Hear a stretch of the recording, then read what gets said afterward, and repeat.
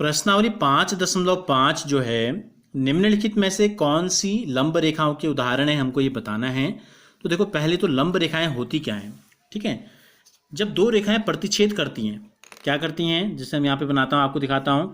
जैसे एक रेखा ये है और दूसरी रेखा है आपकी इस प्रकार से ये, ठीक है।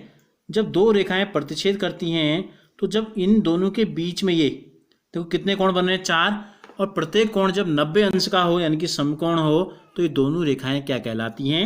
जैसे ये एक्स वाई है, माना इसका नाम पी क्यू है, तो ये कहलाती हैं लंब रेखाएं।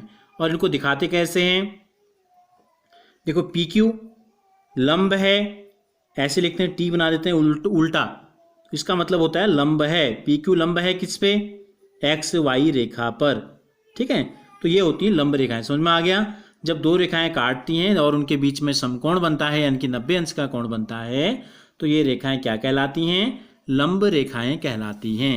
अब हमको 4 उदाहरण दिए गए हैं, कौन सी लंब रेखाओं के उदाहरण है हमको ये बताना है।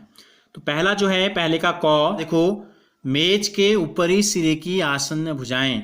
जो मेज होता है, ठीक है, अगर ऊपर का हिस्सा उसका वर्गाकार या आयताकार है तो अधिकतर हम जब मेज की कल्पना करते हैं तो यही मान के चलते हैं कि उसके ऊपरी सिरे क्या होंगे, या तो वर्गाकार होता है या आयताकार होता है, ठीक है।